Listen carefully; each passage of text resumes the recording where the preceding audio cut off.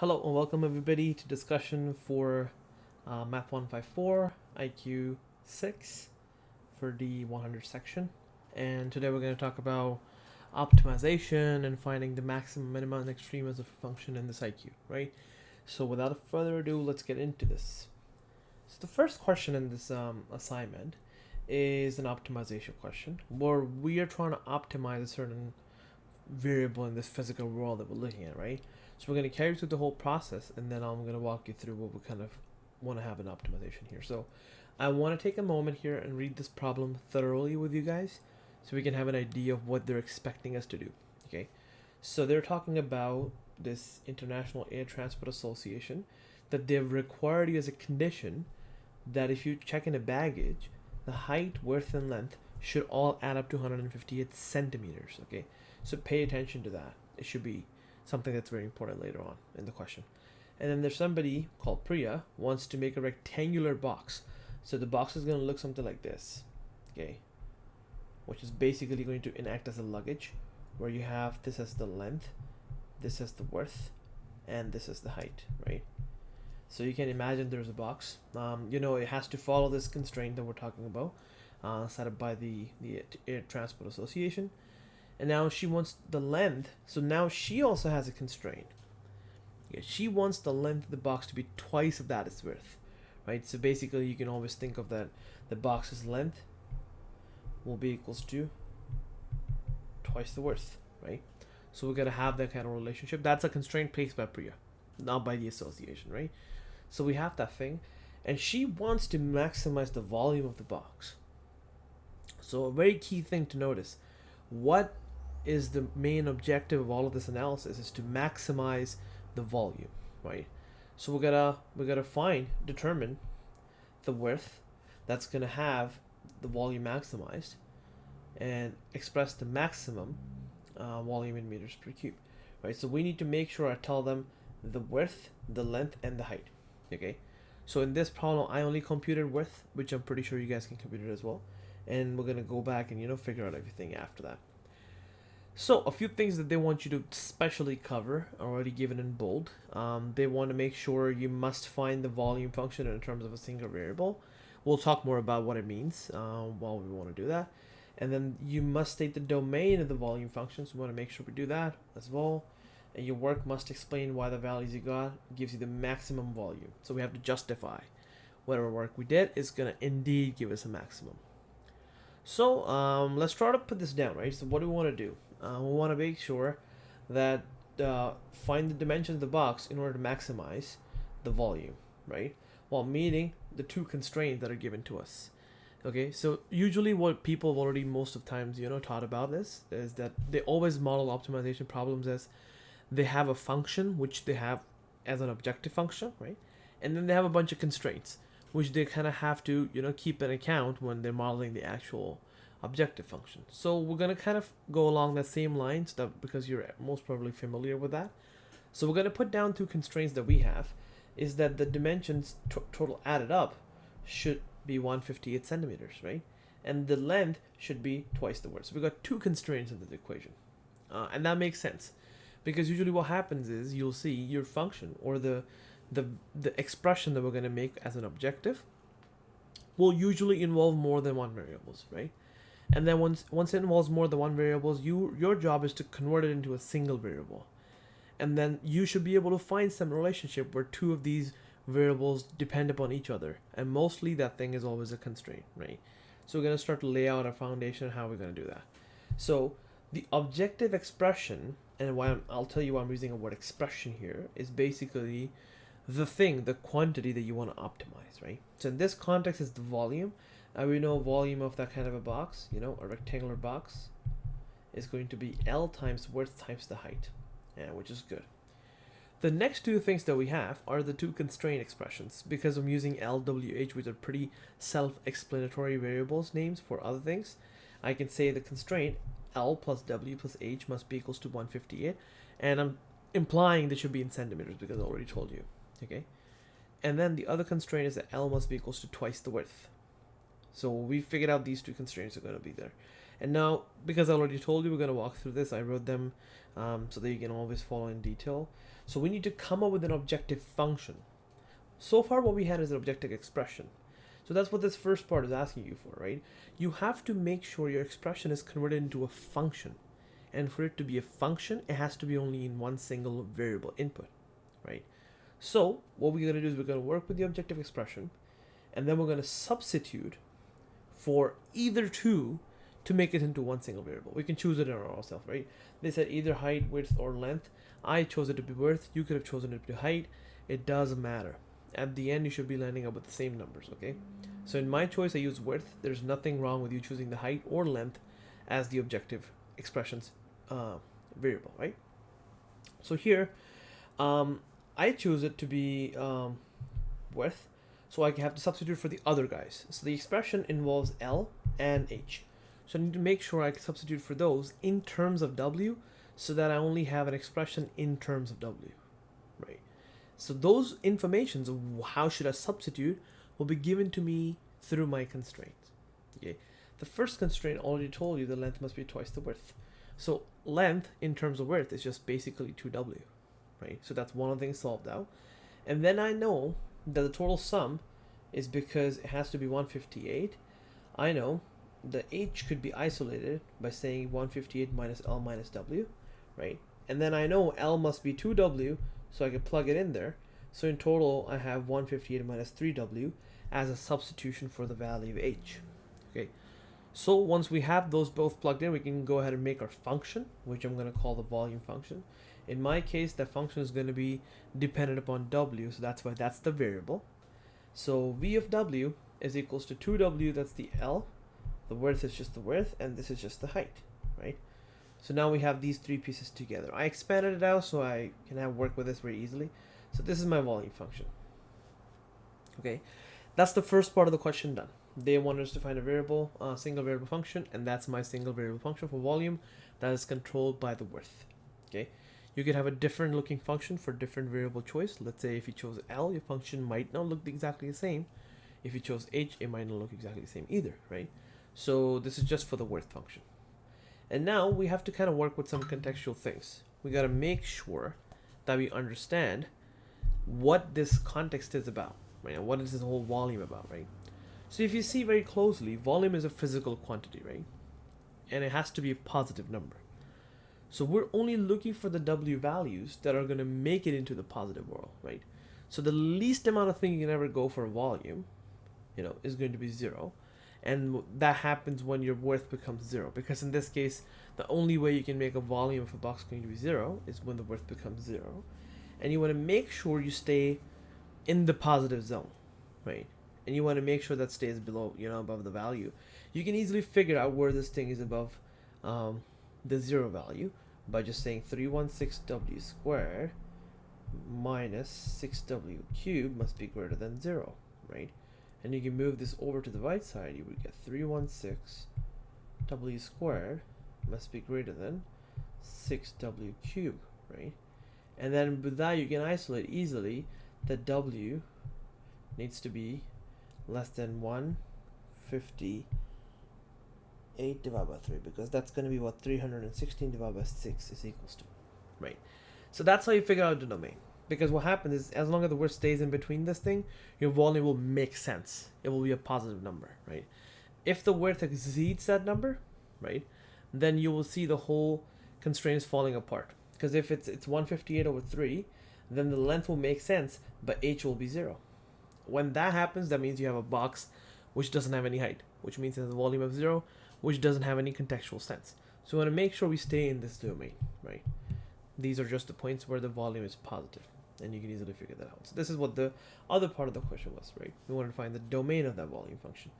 And now we'll have to perform the process of optimization. So what we're looking for is, for what values of W is this guy going to hit its max, right? And we can start analyzing this and try to make sense of what's going to happen. So how we do that is by using the fundamental idea that any function will hit its max or min at a critical point. That's basically what derivative tells us, right? That's a rule. So if you're looking for a max or min, it's only going to happen on the critical points for these kind of functions, which doesn't have any endpoints, right? So when we're considering that, we have to first of all find the critical points, right? Because those are the only possible candidates where you can have a max or a min, right? So we are looking at, we need to find what values W gives this max value for this. We know the max will exist on the critical points. So we'll have to find the critical points and then verify either one of them as a max, right? So we'll check. So we'll do the first part, find the critical points. And remember, a critical point is where the derivative value is 0 or does not exist, right? So all you have to do to find that is we have to find the derivative of the function that we chose, right? This prime function. And then we're going to take its derivative and set it equal to 0 and solve for the critical value of W. And let's do that. So when we did this here, you take the derivative. It's very easy to take a derivative of this function in terms of W, because remember, we're trying to optimize this in terms of W, right? So the derivative will also be computed in terms of W. If you have a function in terms of L or H, you will do it in terms of L or H. So that's one of the stories, right? Now we figured it out, this is what it is, and then you can factor out the W from these two, leaving you with this expression, right? And now we are interested where, at what points is this equals to 0. So when you set it equals to 0, what you get is that this should be equal to 0, which tells you that either width has to be 0 or width has to be this number, 632 divided by 18, which is roughly in the neighborhood of 35.11. But I'm going to keep it in terms of fraction. I just put the number down there to make sure you have a contextual sense of what's happening.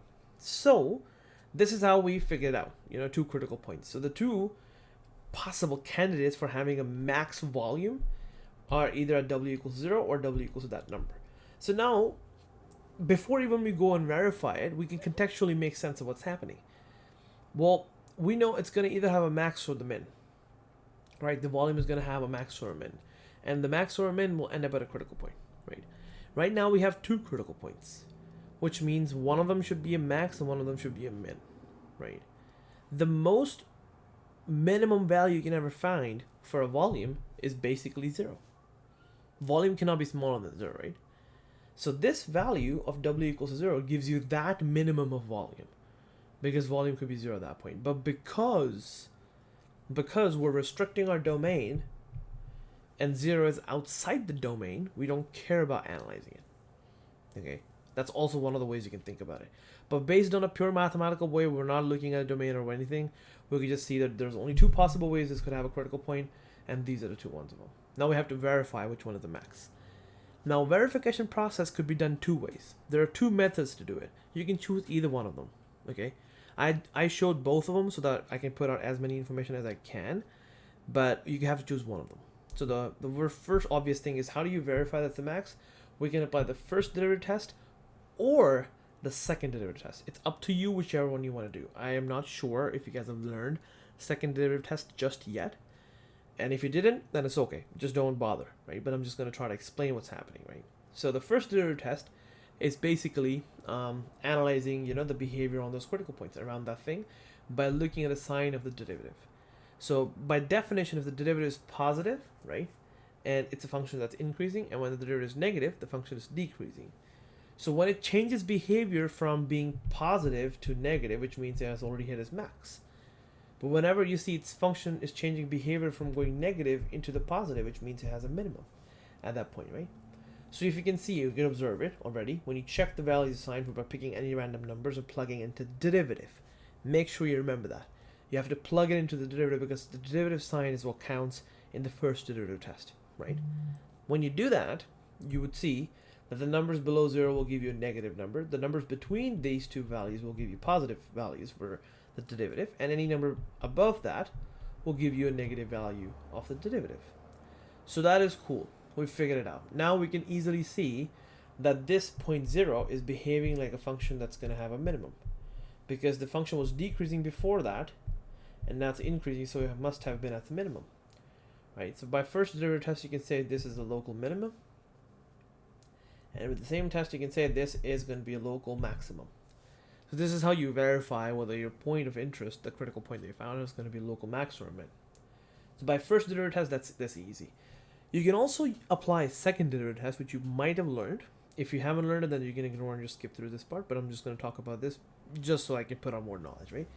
So second derivative test involves you to finding a second derivative and plugging in the critical points in the second derivative to check certain things. So first things first, I'll have to find the second derivative of the function. Well, I know the derivative is right here, so the second derivative is just going to be that. Very straightforward. Now I have to check the value of the second derivative at each of those critical points. So we have two critical points here. So I'll plug it in. I plugged in 0 and I plugged in that thing at the bottom, right? So check both of them. When you plug in 0, the value came out to be 632. So remember, I'm plugging in that x point right here in this second derivative definition. When I plug in 0, you see this goes to 0, you have 632 as the only result. When you see the 632 is a greater than 0 number, which means at this spot, the function is concaving up, right? Which means it's going to have a shape like this, right? And when a function is concaving up, a shape like that will leave you with a minimum. So with that, we can say that w equals 0 is a local minimum because at that spot the function is concaving up, and when the functions are concaving up, you only have a downside, which is a minimum there. On the other hand, when you plug in the other critical point, so the 632 divided by 18 into this function here, you will see the value is going to be less than 0, which means around that point or at that exact point, the function is going to be concaving down because the second derivative is negative. When a function concaves down, you always have a max on top, right? So that is how you can say that because this is negative, which implies that w equals to 632 divided by 18 will be a local max of a critical point. Right? So both the tests are in front of you. You can feel free to choose whatever you want to use, right? It's just your personal preference, depending on what you learn. So now that we've figured out that this particular w is going to give us the max, now we have to figure out the corresponding length, corresponding height, and the maximum volume, right? So let's go ahead and do that. I didn't have space, so I'm going to go to the next page and figure this out right here with you. So we know the optimal w needs to be this number. And then the optimal length is going to be twice of that because of the constraint. So you take that thing and twice it, and that's the length. Remember, I'm writing the centimeter units now because this is where it's very important, right? Then the height is basically 158 minus 3 times that w value, right? That's how we figured out. So we can just figure this out right here. So 158 divided by 3 centimeters is the optimal height. So the volume now is basically multiplication of this guy with that guy. When you do so, remember you're going to end up with the units of centimeter cube. So this giant ass number is basically what your volume is in centimeter cubes. But remember, the question asks you to report that value in meter cubes. So we have to convert it in. So when a centimeter cube converted into a meter cube will be multiplied by 10 to the power of 6. Or 10 to the power of minus 6, right? So that's when you do that, you should get this number. And this is what your answer is supposed to be for one of the parts. Okay, it's going to put them in the box. So these are the W values that you're looking for. This is the L value, and this is the H value, and that's what the maximum volume will be. And that's how we finish up the first question, right? Hopefully it made sense. Now we can move on to the second one. Now we're just doing a bare bone analysis of a function, which is given like this. It's a rational function, right? We're restricting only on the domain of -1 to 4. So we're not worried about values less than -1 or values bigger than 4. We're just going to stay in that zone, right? We have to determine where does the f has a global max and where does the f has a global min, right? We don't have to graph it. We got to use the derivative in our solution, right? So how do we decide whether a function is going to have its global maximum value or global minimum value? It could either happen on the critical points, just like we talked about in the previous question, but now because we're restricting the domain as well, we have to check the endpoint. So whenever you see a restricted domain function and they're asking you for the global max and the global min, you have to make sure you check the endpoint and the interior critical points, right? That's the most important thing. So we can get things out of the way. The two candidates where you can have a max or a min on the endpoints are x equals to -1 and x equals to 4. So we're going to keep them there. We're going to come back to them in some time, right? In the other time, in the meanwhile, what we have to do is we have to find the critical points, right? Because there are the other things too to consider. So finding critical points is basically finding where the derivative is 0. So we'll find the derivative and put it equals 0. So what I did here is I found out the derivative using the quotient rule. In this case, you will have the square at the bottom. You're going to keep that thing up there. Derivative of x to the 3 minus 5x squared will just be this, and then blah, blah, blah. Of course, you guys are smart to do that. And then this is the final expression that you'll be getting into, right? And we have seen that this expression will have to be analyzed in both spectrums of it being 0 and it being non-existent. So we can easily see from looking at it, the functions, the derivative will not exist if x equals to minus 3, right? Because you see, if you put x equals to minus 3, you have a 0 at the bottom. That's calling for trouble, right? So we'll see that the derivative doesn't exist at that x equals to minus 3, but we have to ignore it. Why we have to ignore it? Because x equals to minus 3 is outside the scope of our analysis. We don't care about it, you know? So we're going to ignore that just plain off, just don't even think about it, right? We can move on to the other things. The other ways you can have a critical point is when this is going to be equal to 0. So what I do is, if you set it equal to 0, you'll see that's only going to be equal to 0 when the numerator is 0. So out of the numerator, you can factor out 2x. I did that. You can factor the further quadratic into different pieces, and you're left with these things. So this tells you there are 3 possible candidates, which makes the numerator go to 0, hence having a critical point of the function. And those 3 spots are x equals to 0, x equals to minus 5, and x equals to 3. Out of these 3 candidates, we have to get rid of the x equals to minus 5 because, again, it's outside the domain of the analysis. Okay, so now we're just having 2 possible candidates, which are x equals to 0 and x equals to 3. So now, all in all, we have basically 4 things we got to check. Okay, so because the critical points that could be a potential global maximum are these guys, let's check the value of the function at all of those 4 things. Because we know it could have been a max or a min only on the endpoints or the critical points. So we total have 4 points, 2 endpoints and 2 critical points. So we're going to start to check all of these values of the function and see what's happening. Remember, in this case, we don't have to justify whether we're having a max or a min, right? Because we're searching for a global max. So what we're going to do is we're going to just, take all the values and see which one's going to be the biggest. And that's going to be our global max. And for the global min as well, you're going to take all the values and see which one is the minimum. And you're going to pick that one as a global minimum, right? So we don't have to perform and justify every single thing, whether it's a local max or a local min, because that context only exists when you have multiple locals and multiple local max and mins. But globals can only be one single value, right? So we don't have any ambiguity in that. So we're going to start ahead and see what's going to happen in all these points. So when you plug in endpoint x equals to minus 1 into the main function, remember, why we're plugging into the main function is because that's the value we're concerned about. We're looking where the function is max, right? So I want to check what value does the function have at this endpoint. When I do that, I plug it in, and I see if I do the algebra, you'll see it's going to be minus 3. Cool.